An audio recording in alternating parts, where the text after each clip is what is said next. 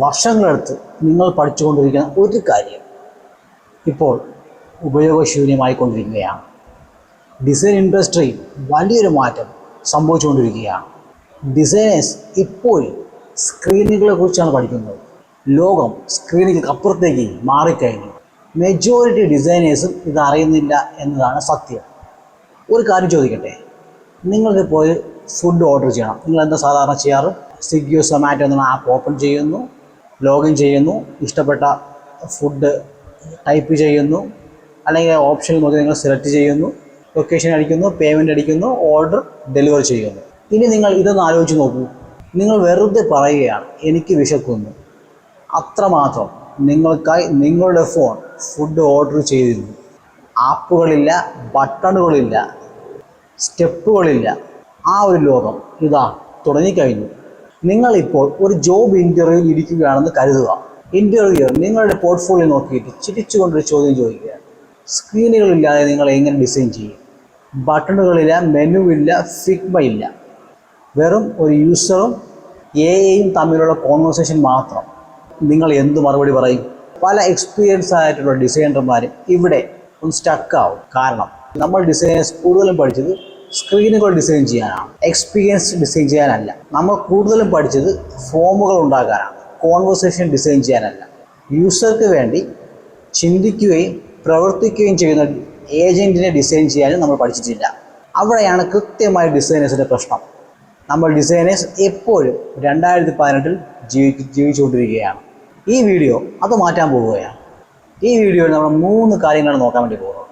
Number 1, what UX actually meant and why it is changing. 2, what AIX is and why it is the future. 3, why this is the biggest opportunity for the designer.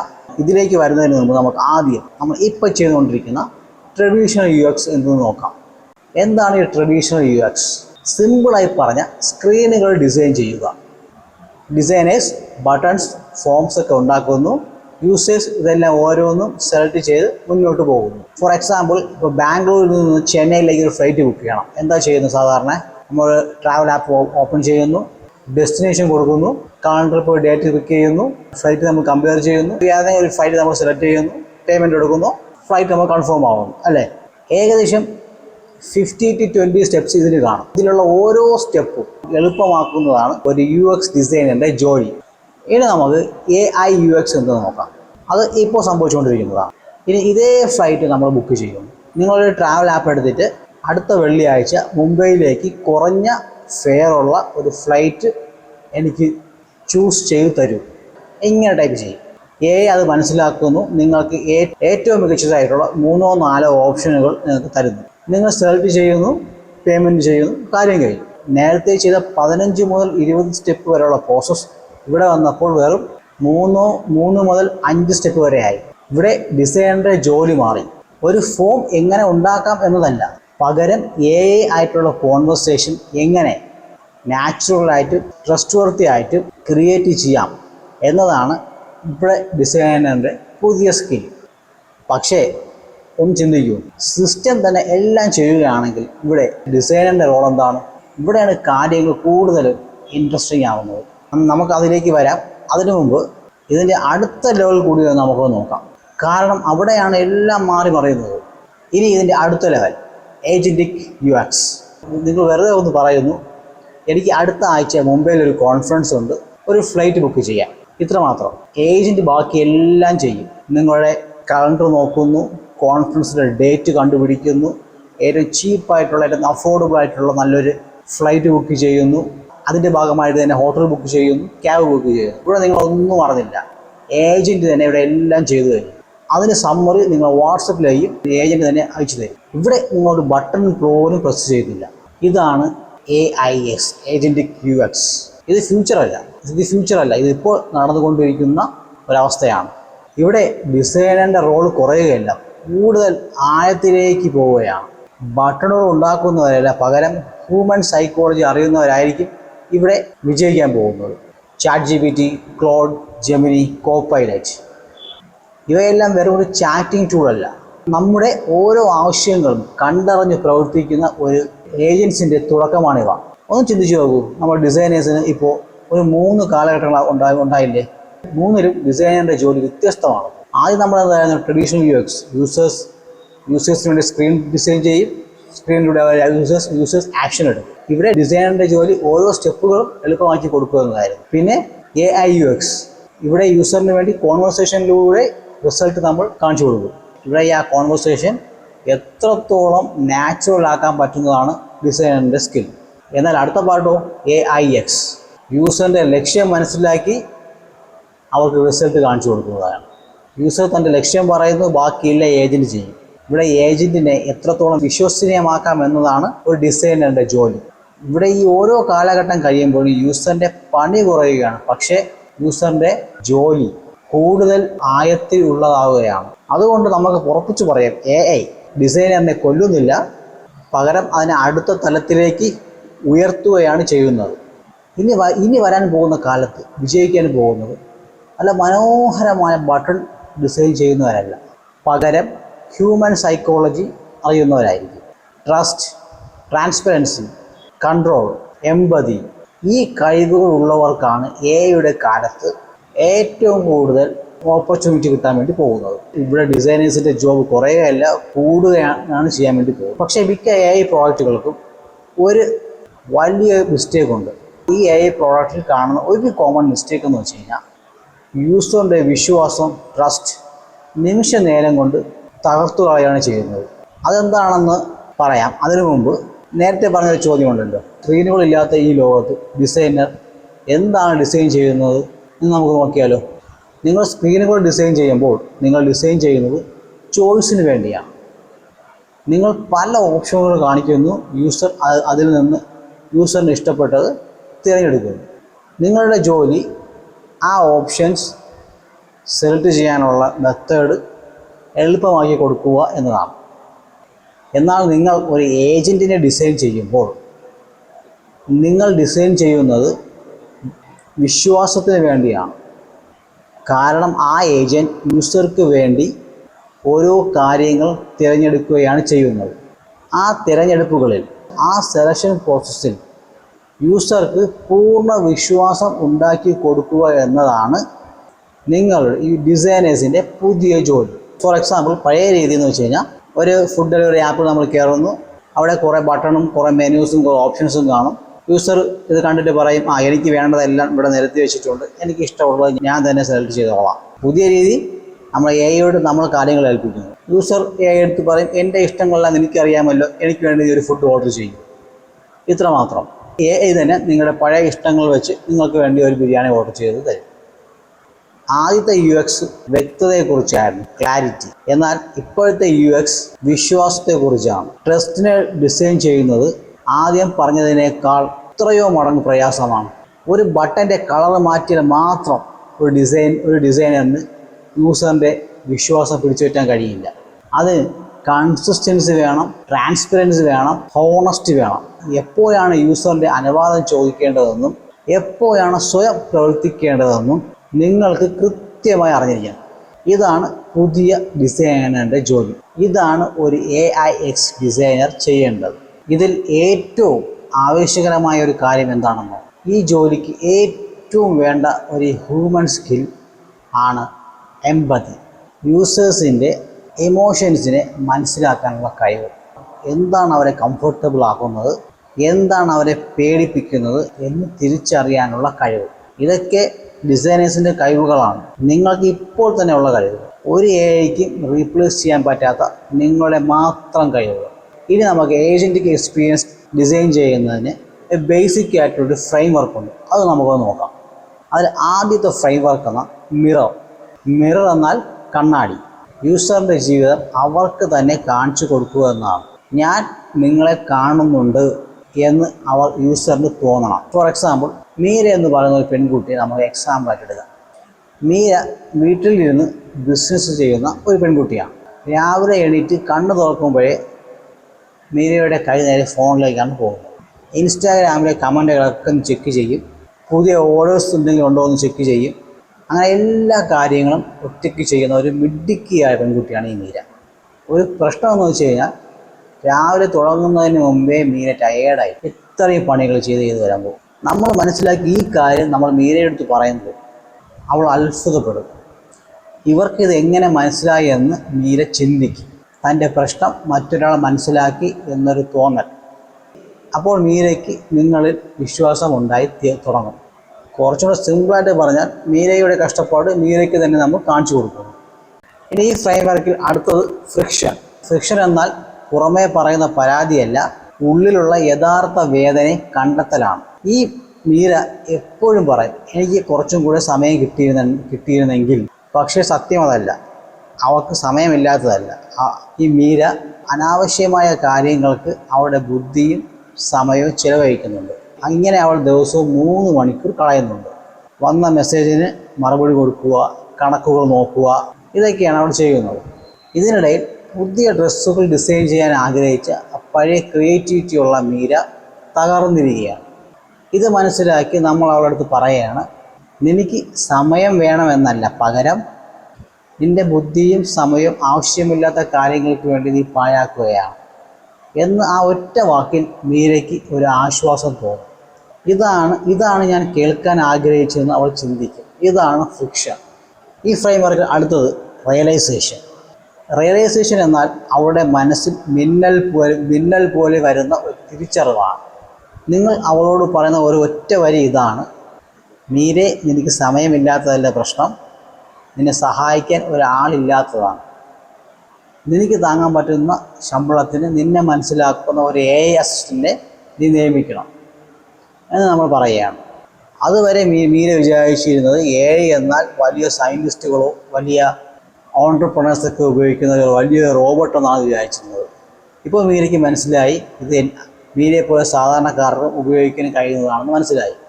ഈ ഒരു നിമിഷത്തിനെയാണ് realisation എന്ന് പറയുന്നത്. അടുത്തത് shift. മീരയുടെ ചിന്താഗതിയിൽ വരുന്ന വലിയൊരു മാറ്റമാണ്. മീര ഒരു തീരുമാനമെടുക്കുകയാണ്, എല്ലാവർക്കും ചെയ്യാൻ പറ്റുന്ന ചെറിയ ചെറിയ പണികൾ ഞാൻ ചെയ്യുകയില്ല, എനിക്ക് മാത്രം ചെയ്യാൻ കഴിയുന്ന യുണീക്കായിട്ടുള്ള ഡിസൈൻ ക്രിയേറ്റ് ചെയ്യുന്ന ജോലി മാത്രമേ ഞാനിനി ചെയ്യുകയുള്ളൂ എന്നൊരു തീരുമാനം എടുക്കുകയാണ്. എൻ്റെ AI കൊണ്ട് ഞാൻ ചെയ്യിപ്പിക്കുമെന്ന് പറയുകയാണ്. ഇതിൻ്റെ അർത്ഥം ഇതാണ്, കസ്റ്റമർക്ക് മറുപടി കൊടുക്കുക, കണക്ക് എഴുതുക, ഇതൊക്കെ ആർക്കും ചെയ്യാം. പക്ഷേ യുണീക്കായിട്ടുള്ള ഡ്രസ്സ് ഡിസൈൻ ചെയ്യാനുള്ള കഴിവ് മീരയ്ക്ക് മാത്രം സ്വന്തമായിട്ടുള്ളതാണ്.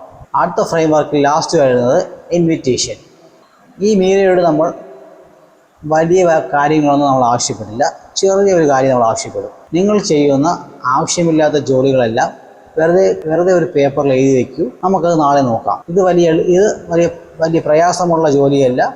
അതുകൊണ്ട് തന്നെ മീര ഇത് സന്തോഷത്തോടെ ചെയ്യും. പേടിപ്പിക്കാതെ ചെയ്യാൻ പറ്റുന്ന ഒരു ചെറിയൊരു കാര്യം. ഇവിടെ നമ്മൾ മീരയെ പേടിപ്പിക്കുകയല്ല, മീരയെ മനസ്സിലാക്കുകയാണ് ചെയ്യുന്നത്. ആദ്യം നമ്മൾ എന്ത് ചെയ്തു? മീരയുടെ ഒരു ഡിസൈനർ എന്ന നിലയിൽ നിങ്ങൾ ചെയ്യേണ്ടത് ഇതാണ്. ആദ്യം യൂസറിൻ്റെ കഷ്ടപ്പാട് നമ്മൾ മനസ്സിലാക്കും, ഒരു നല്ലൊരു സഹായിയെ കൊടുക്കും. AI അവരെ കൊണ്ട് വലിയ വലിയ കാര്യങ്ങൾ ചെയ്യിപ്പിക്കുന്നതിന് പകരം ചെറിയ ചെറിയ കാര്യങ്ങൾ കൊടുത്ത് നമ്മൾ അവരെ കൂടെ കൂട്ടും. ഈ 5 കാര്യങ്ങൾ ഇങ്ങനെ ഒരു ഒറ്റ കഥ പോലെ നമുക്ക് കൊണ്ടുവരാൻ പറ്റും. First mirror. രാവിലെ ഉറക്കമെണിക്കുന്നതിന് മുമ്പ് തളർന്നു പോകുന്ന മീരെ അവളുടെ അവസ്ഥ നമ്മൾ തിരിച്ചറിയുന്നു, അവളടുത്ത് പറയുന്നു. അടുത്ത ഫ്രിക്ഷൻ. അനാവശ്യമായ പണികൾ ചെയ്ത് സമയം കളയുന്ന മീരയുടെ യഥാർത്ഥ പ്രശ്നം നമ്മൾ തുറന്നു പറയുന്നു. അടുത്തത് റിയലൈസേഷൻ. മീരയ്ക്ക് സമയമില്ലാത്തതല്ല, പകരം സഹായിക്കാൻ ആളില്ലാത്തതാണ് പ്രശ്നമെന്ന് മീരയ്ക്ക് നമ്മൾ ബോധ്യപ്പെടുത്തി കൊടുക്കുന്നു. അടുത്ത ഷിഫ്റ്റ്. എല്ലാവർക്കും ചെയ്യുന്ന പണി ഇനി മീര ചെയ്യില്ല, മീരയ്ക്ക് മാത്രം ചെയ്യാൻ പറ്റുന്ന പണിയാണ് മീര ചെയ്യാൻ വേണ്ടി പോകുന്നത്. അതിൻ്റെ അടുത്ത ഇൻവിറ്റേഷൻ. മീരയ്ക്ക് അനായാസം ചെയ്യാൻ പറ്റുന്ന ഒരു പണി നമ്മൾ ഏൽപ്പിക്കുന്നു. ഇവിടെ നമുക്ക് തോന്നിയത് ഒരാളുടെ ജീവിതം മാറുന്നത് പോലെ നമുക്ക് തോന്നിയില്ലേ? ഇത് തന്നെയാണ് ഒരു ഏജൻറ് യൂസർ എക്സ്പീരിയൻസ് ഡിസൈനർ ചെയ്യുന്നത്. ഒരു യൂസർ നമ്മൾ ഡിസൈൻ ചെയ്ത ഏജൻറ്റിനെ കാണുമ്പോൾ അത് വെറും ഒരു സോഫ്റ്റ്വെയർ ആണെന്ന് അവർക്ക് തോന്നില്ല, പകരം ഒരാൾ എന്നെ മനസ്സിലാക്കിയിരിക്കുന്നു എന്നാണ് അവർക്ക് തോന്നേണ്ടത്. Mirror, friction, realisation, shift, invitation. ഓരോ തവണയും നമ്മൾ ഡിസൈൻ ചെയ്യുമ്പോൾ ചെയ്യേണ്ടത് ഈ യാത്രയാണ്. ഇതൊരു പേപ്പറിൽ എഴുതി വയ്ക്കുക. കാരണം നിങ്ങൾ ഏജൻറ്റിക് എക്സ്പീരിയൻസ് ഡിസൈൻ ചെയ്യുന്ന സമയത്ത് നിങ്ങൾക്കിത് വളരെ ഉപകാരപ്പെട്ടേക്കാം. ഇത് യൂസർ കടന്നു പോകുന്ന ഒരു കൃത്യമായൊരു വഴിയാണ്. ഏജൻറ്റ് അവരുടെ സാഹചര്യം തിരിച്ചറിയുന്നു, അവരുടെ യഥാർത്ഥ പ്രശ്നം പേരെടുത്ത് പറയുന്നു, പ്രതീക്ഷിക്കാതെ പുതിയൊരു അറിവ് നൽകുന്നു, ഒരു പുതിയ വഴി കാണിച്ചു കൊടുക്കുന്നു. ഓരോ ആക്ഷനിലും അവരെ അനുവാദം ചോദിക്കുന്നു. ഈ യാത്ര കൃത്യമായി നിങ്ങൾ ഡിസൈൻ ചെയ്യും. യൂസർ ഒരിക്കലും നിങ്ങളെ വിട്ടു പോകില്ല. ഇനി ഞാൻ നേരത്തെ പറഞ്ഞ ആ വലിയ തെറ്റ് എന്താണ് എന്ന് നമുക്ക് നോക്കിയാലോ. നമുക്കൊരു റോബോട്ട് കൂട്ടുകാരൻ ഉണ്ടെന്ന് വിചാരിക്കും. നമ്മൾ ഇഷ്ടപ്പെടുന്ന ഈ റോബോട്ട് കൂട്ടുകാരന് നമുക്ക് പേടിയാകാൻ കാരണമാകുന്ന ഒരു പ്രശ്നമുണ്ടെന്ന് സങ്കല്പിക്കും. ആ റോബോട്ട് എന്ത് കാര്യം ചെയ്താലും അത് എന്തിനാണ് ചെയ്യുന്നതെന്ന് അത് നിങ്ങളോട് പറയില്ല. നിങ്ങൾ ഒട്ടും വിചാരിക്കാത്ത സമയത്ത് ആ റോബോട്ട് നിങ്ങളുടെ ഒരു കളിപ്പാട്ടമോ ഒരു പേനയോ എടുത്ത് മാറ്റും, അല്ലെങ്കിൽ എന്തെങ്കിലും ഒരു കാര്യം ചെയ്യും. അത് എന്തിനാണെന്ന് പറയില്ല. നിങ്ങളോടൊന്നും ചോദിക്കാറുമില്ല. അപ്പോൾ നിങ്ങൾക്ക് എന്തു തോന്നും? ഒരു പേടി തോന്നും അല്ലേ? ഇവൻ എന്തൊക്കെയാണ് ചെയ്യുന്നത് എന്ന് നിങ്ങൾ തന്നെ ചിന്തിക്കും. അതുവരെ ഈ റോബോട്ടിനോടുണ്ടായിരുന്ന എല്ലാ സ്നേഹവും വിശ്വാസം ഈ ഒറ്റ നിമിഷം കൊണ്ട് ഇല്ലാതാകും. ഡിസൈനിലും ഇത് തന്നെയാണ് സംഭവിക്കുന്നത്. AI ഒരു കാര്യം ചെയ്യുന്നതിന് മുമ്പ് ഞാൻ ഇത് ചെയ്യട്ടെ എന്ന് ചോദിക്കണം, അല്ലെങ്കിൽ ഇതുകൊണ്ടാണ് ഞാൻ ഇത് ചെയ്യുന്നത് എന്ന് പറയണം. അങ്ങനെ ചെയ്തില്ലെങ്കിൽ നമ്മൾ ഈ ആപ്പിനെ പേടിക്കും, പിന്നെ അത് ഉപയോഗിക്കത്തേയില്ല. ലളിതമായി പറഞ്ഞാൽ ചോദിക്കാതെയും പറയാതെയും ഓരോ കാര്യങ്ങൾ ചെയ്യുന്നത് നമുക്കിഷ്ടപ്പെടില്ല. അത് നമ്മുടെ വിശ്വാസത്തെ കളയും. അതുകൊണ്ട് തന്നെ മിക്ക ഡിസൈനർമാരും ഇത് ശ്രദ്ധിക്കാറില്ല. ഒരു കാര്യം ചെയ്യുന്നതിന് മുമ്പ് ഈ കാര്യം ഞാൻ ചെയ്യാൻ പോകുന്നു എന്ന് യൂസറിനോട് അനുവാദം ചോദിക്കുക. ചെയ്ത് കഴിഞ്ഞിട്ടല്ല, ചെയ്യുന്നതിന് മുമ്പ്. ഉദാഹരണത്തിന്, നാളെ രാവിലെ നിങ്ങളുടെ കലണ്ടർ ഫ്രീ ആണെന്ന് ഞാൻ കണ്ടു, നാളത്തേക്ക് മുംബൈയിലത്തേക്കുള്ള ഫ്ലൈറ്റ് ബുക്ക് ചെയ്യട്ടെ എന്നൊരു അനുവാദം യൂസറോട് ചോദിക്കുന്നു. അല്ലെങ്കിൽ നേരത്തെ പറഞ്ഞ റോബോട്ട് നിൻ്റെ റൂമെല്ലാം ഒതുക്കി ശരിയാക്കി എല്ലാം അടുക്കി പറക്കി വെക്കട്ടെ എന്ന് ചോദിക്കുന്നു. ഇത് ചോദിച്ചാൽ നിങ്ങൾക്ക് എന്ത് തോന്നും? പെട്ടെന്ന് ആ റോബോട്ട് നിങ്ങളുടെ മെഷീൻ അല്ലാതെയാകും, നിങ്ങളുടെ കൂട്ടുകാരനെ പോലെ നിങ്ങൾക്ക് തോന്നും.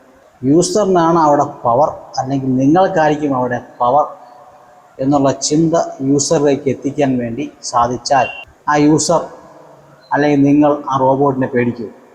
യൂസർ പറഞ്ഞ കാര്യം മാത്രമേ ചെയ്യൂ എന്നുള്ള വിശ്വാസം നമുക്ക് ഇതിലൂടെ നേടിയെടുക്കാൻ വേണ്ടി സാധിക്കും. ഇതാണ് ഏജന്റിക് എക്സ്പീരിയൻസ് ഡിസൈൻ്റെ ശരിയായ രീതി. ഇതിൻ്റെ ഹീറോ AI അല്ല, മനുഷ്യരാണ്. ആക്ഷനും അതിൻ്റെ ഔട്ട്കമും ഇടയിലുള്ള ചെറിയൊരു നിമിഷം, ആ നിമിഷത്തെ ഡിസൈൻ ചെയ്യുകയാണ് ഒരു ഏജന്റിക് യൂസർ എക്സ്പീരിയൻസ് ഡിസൈനറിൻ്റെ ജോലി. ഒരു ചെറിയൊരു എക്സസൈസ് എടുക്കുക, നിങ്ങൾ ചെയ്ത് നോക്കൂ. നിങ്ങൾ ദിവസവും ഉപയോഗിക്കുന്ന ഏതെങ്കിലും ഒരു ആപ്പ് ഓപ്പൺ ചെയ്യും. വാട്സപ്പോ, സ്വിഗ്ഗിയോ, സൊമാറ്റോ എന്തും ആയിക്കോട്ടെ, കുഴപ്പമില്ല. നിങ്ങളിതിൽ ഏതെങ്കിലും ഒരു ആപ്പ് ഓപ്പൺ ചെയ്യുന്നു. നിങ്ങളുടെ റിസൾട്ട് അച്ചീവ് ചെയ്യാൻ വേണ്ടി നിങ്ങൾ ഏതൊക്കെ ബട്ടണാണ് ക്ലിക്ക് ചെയ്യുന്നത്, എങ്ങനെയൊക്കെയാണ് ക്ലിക്ക് ചെയ്യുന്നത് ഒന്ന് നോക്കൂ. ഇവിടെ നിങ്ങളൊന്ന് ചിന്തിച്ച് നോക്കൂ. ഞാൻ ചോദിക്കാത്ത തന്നെ ഈ ആപ്പിന് എന്ത് ചെയ്യാൻ വേണ്ടി സാധിക്കും? നിങ്ങളൊന്നും ചോദിക്കുന്നതിന് നിങ്ങളൊന്നും പറയുന്നില്ല, പക്ഷെ നിങ്ങളുടെ ശീലം അറിഞ്ഞ് ഈ ആപ്പിന് പ്രവർത്തിക്കാൻ കഴിയുമോ എന്ന് നിങ്ങൾ ചിന്തിച്ച് നോക്കിക്കേ. നിങ്ങൾ എന്നും ഉപയോഗിക്കുന്ന ഒരു ആപ്പ്, സ്വിഗ്ഗി ആവാം, സൊമാറ്റോ ആവാം, എന്തുകൊണ്ടാവാം, ആ ആപ്പിൽ നിങ്ങൾ ചോദിക്കാതെ തന്നെ ആ ആപ്പിന് നിങ്ങൾക്ക് വേണ്ടി ചെയ്യാൻ പറ്റുന്ന ഒരൊറ്റ കാര്യം ഒന്ന് ചിന്തിച്ച് നോക്കൂ. രാത്രി 10 മണിക്ക് ശേഷം വരുന്ന അനാവശ്യമായ നോട്ടിഫിക്കേഷൻ ഈ ആപ്പ് തന്നെ സൈലൻ്റ് ആക്കും. ഇതാണ് നിങ്ങളുടെ ആദ്യത്തെ ഒരു ഏജന്റിക് എക്സ്പീരിയൻസ് ഐഡിയ. ഇത് ഫിഗ്മയിൽ പടം വരയ്ക്കേണ്ട ആവശ്യമില്ല, വെറുതെ ബുദ്ധി ഉപയോഗിച്ച് ഒന്ന് എഴുതി വെച്ചാൽ മതി. നിങ്ങൾ ഒരു മാജിക് പെൻസിൽ ഉപയോഗിക്കുകയാണെന്ന് വിചാരിക്കും. നിങ്ങളോട് ചോദിക്കാതെ തന്നെ ആ പെൻസിൽ നിങ്ങൾ വരച്ച ഒരു ഡ്രോയിങ് മാച്ച് കളഞ്ഞാൽ നിങ്ങൾക്ക് വിഷമം ഉണ്ടാകുമോ ഇല്ലയോ? ഒരു പേടി തോന്നും അല്ലേ? ആ സമയത്ത് നിങ്ങളൊന്ന് ആലോചിച്ച് നോക്കൂ. ആ പെൻസിൽ മായ്ക്കുന്നതിന് മുമ്പ് നിങ്ങളോട് ഒരു ചെറിയൊരു വാചകം പറഞ്ഞിരുന്നെങ്കിലോ നിങ്ങൾക്ക് സന്തോഷം തോന്നുമായിരുന്നു. എക്സാമ്പിൾ, നിൻ്റെ ഈ ചിത്രം ഞാൻ കുറച്ചും കൂടെ മനോഹരമായി വരച്ചു തരട്ടെ എന്ന് ചോദിച്ചാൽ നിങ്ങൾക്ക് സന്തോഷമാകുമോ ഇല്ലയോ? നിങ്ങളുടെ മനസ്സിൽ വരുന്ന ആ ഒരു സെൻറ്റൻസ് നിങ്ങളൊന്ന് എഴുതി നോക്കിക്കേ. നിങ്ങൾ ഇപ്പോൾ എഴുതിയ ആ ഒരു വരിയുണ്ടല്ലോ, അതാണ് ഏജന്റിക് എക്സ്പീരിയൻസ് ഡിസൈൻ. അതാണ് നിങ്ങളുടെ ആദ്യത്തെ ഏജന്റിക് എക്സ്പീരിയൻസ് ഡിസൈൻ. പടം വരയ്ക്കാതെ തന്നെ ആ പെൻസിൽ എങ്ങനെ പെരുമാറണമെന്ന് നിങ്ങൾ തീരുമാനിച്ചു കഴിഞ്ഞു. യൂസറിന് പേടിയില്ലാതെ സന്തോഷം നൽകുന്ന ആ കോൺവെർസേഷൻ കണ്ടുപിടിക്കുന്നതാണ് നല്ലൊരു ഏജന്റിക് എക്സ്പീരിയൻസ് ഡിസൈനറിൻ്റെ ജോലി. മറ്റുള്ളവർക്ക് പേടിയില്ലാതെ കാര്യങ്ങൾ ചെയ്യാൻ സഹായിക്കുന്ന ആ മനസ്സിലാക്കൽ, അതാണ് ഡിസൈൻ. നിങ്ങൾക്ക് ഇത് പഠിക്കണമെന്നുണ്ടെങ്കിൽ നമ്മളെ കൂടെ ഈ ചാനൽ സബ്സ്ക്രൈബ് ചെയ്യൂ. ഇന്ന് നമ്മൾ പഠിച്ചത് ഈ AI എങ്ങനെ നമ്മളെ സഹായിക്കുമെന്നല്ലേ. എന്നാൽ ഈ AIക്ക് ഒരു അബദ്ധം പറ്റിയാലോ? നിങ്ങൾ ഉദ്ദേശിക്കാത്ത ഒരു മെസ്സേജ് ആർക്കെങ്കിലും അയച്ചു കൊടുത്താലോ? അങ്ങനെ ഒരു തെറ്റ് സംഭവിച്ചാൽ നമ്മൾ എന്ത് ചെയ്യും? ആ തെറ്റ് എങ്ങനെ തിരുത്താം? ആ റോബോട്ടിനെ എങ്ങനെ തടയാം? ഒരിക്കൽ ഒരു തെറ്റ് പറ്റിയാൽ പിന്നെ എങ്ങനെ നമുക്കതിനെ വിശ്വസിക്കാൻ കഴിയും? അതിനെക്കുറിച്ചാണ് നമ്മൾ അടുത്ത വീഡിയോയിൽ നോക്കാൻ വേണ്ടി പോകുന്നത്.